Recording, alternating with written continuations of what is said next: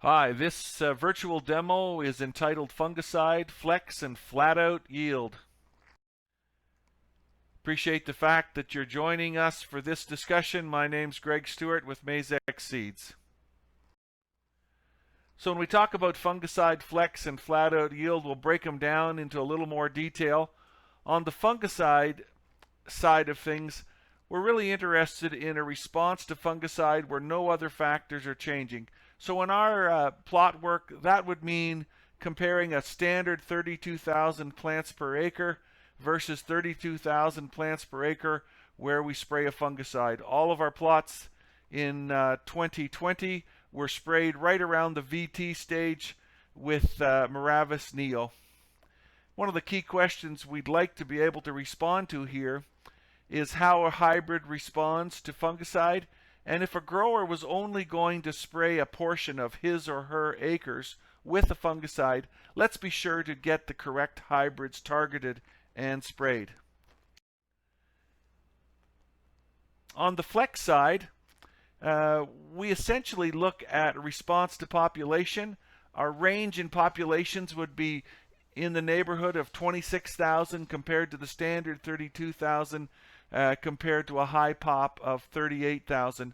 Our target here is really to understand the optimum population for a hybrid and to see how much range it has in terms of defensive characteristics or the ability to continue to yield under high density situations.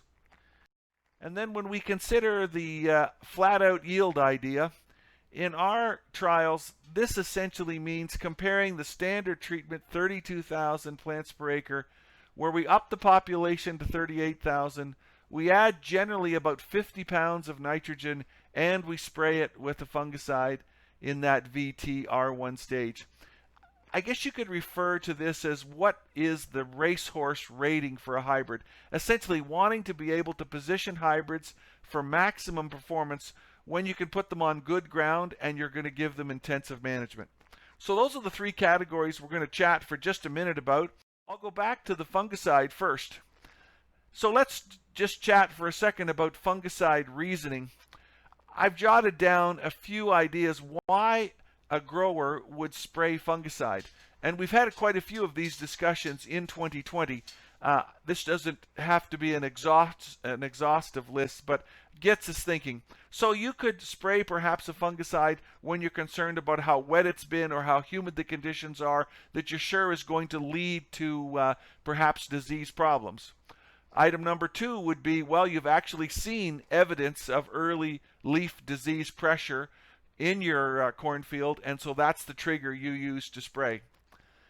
The third reason that I've highlighted here is really where we're going in this presentation.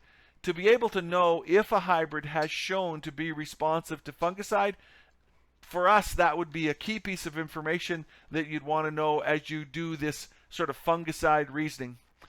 Some other options, number four, you've got high density, you've got big canopy, you've got high yield potential, and that's your trigger for spraying a fungicide. Almost at the other end of the spectrum, crops under stress from drought, cold, or hail, that could be your trigger for fungicide use. Of course, in the world of ear molds and worrying about DON and mycotoxin, we fully understand the idea that a grower is going to use every available tool to suppress molds and reduce DON, and that would be your trigger for fungicide.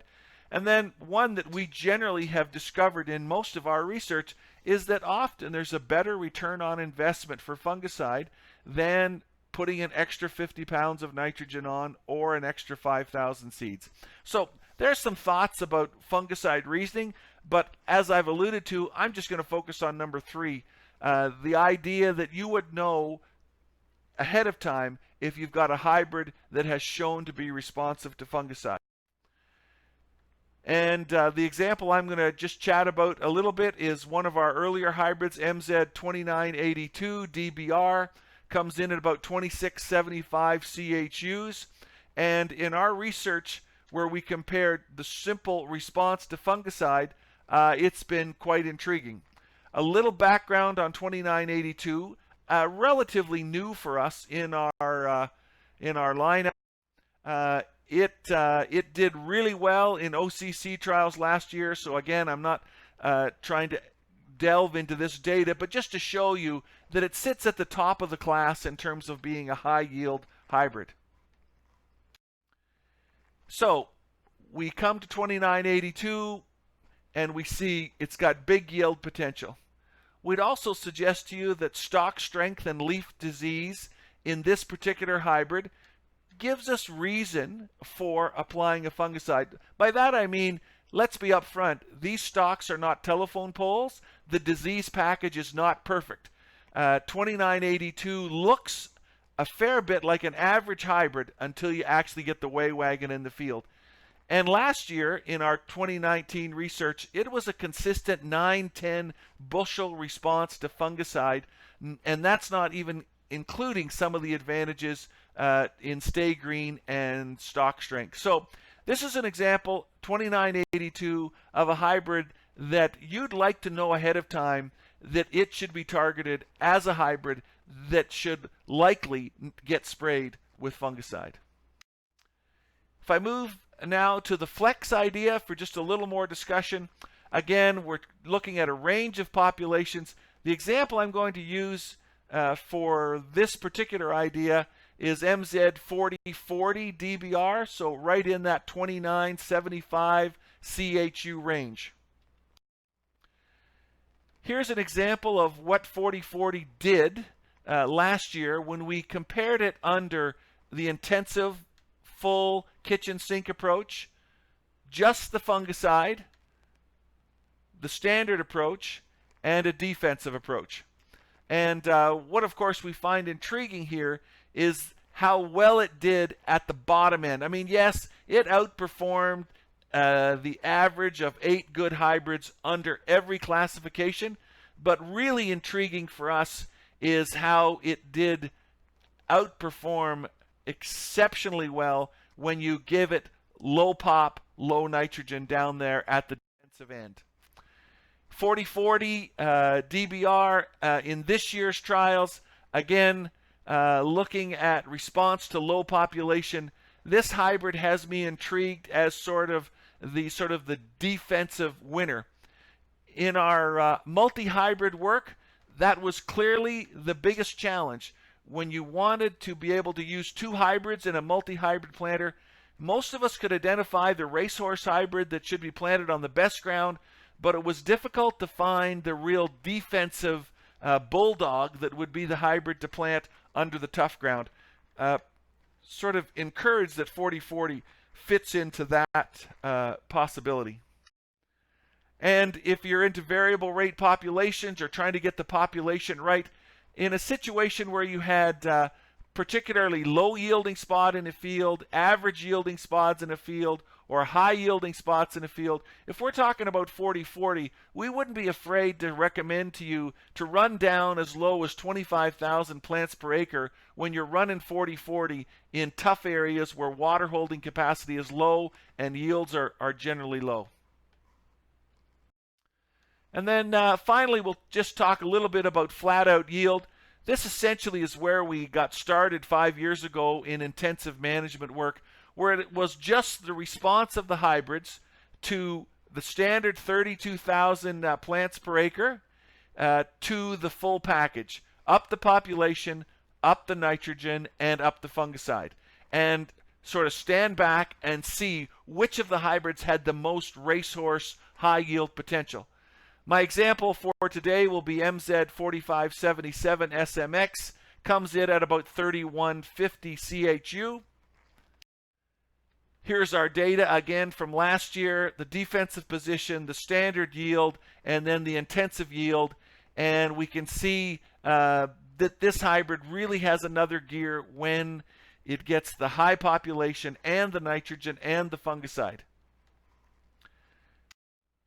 Looking at it out there this year, again, these are just a few ears that I took off to represent what the hybrid looked like at 32,000 versus what it looked like at 38,000 with an extra 50 pounds of nitrogen and an application of Miravis Neo at VT. And I'm encouraged by what I see in terms of ear size under that high density scenario. If we throw a little math on that, if you were 32,000 ear count and you were at 16 rows around, and under that low density you could come up with 35 kernel length, you'd be in that 211 bushels per acre game.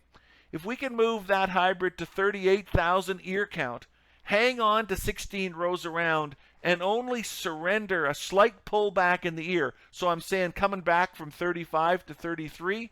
Now we're talking 236.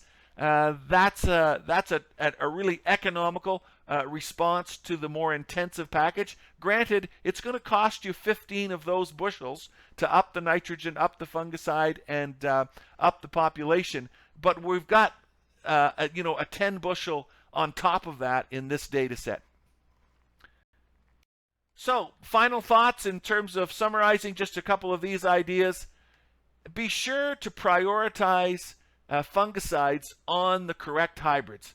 Now, I know some of you just spray everything, and I understand that simple strategy. But for those of you who would like to make sure that you're putting fungicides on the correct hybrids, that's a bit of information we would love to try to help you ascertain. My second point is to maximize return on your seed investment by getting the right hybrid at the right population in the right yield environment.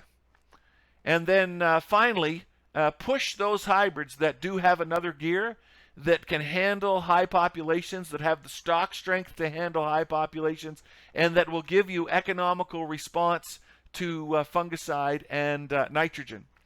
And I'll just throw in the caveat there at the end of that point is to do some ear counts this fall to know where you stand now. If anything I've appreciated about the yield tour exercise is the information you can gain from getting out there and not knowing, not determining what you planted in the spring, not even worrying about necessarily how many plants you had there in June or how many plants there you have now, but to actually know what your ear count is.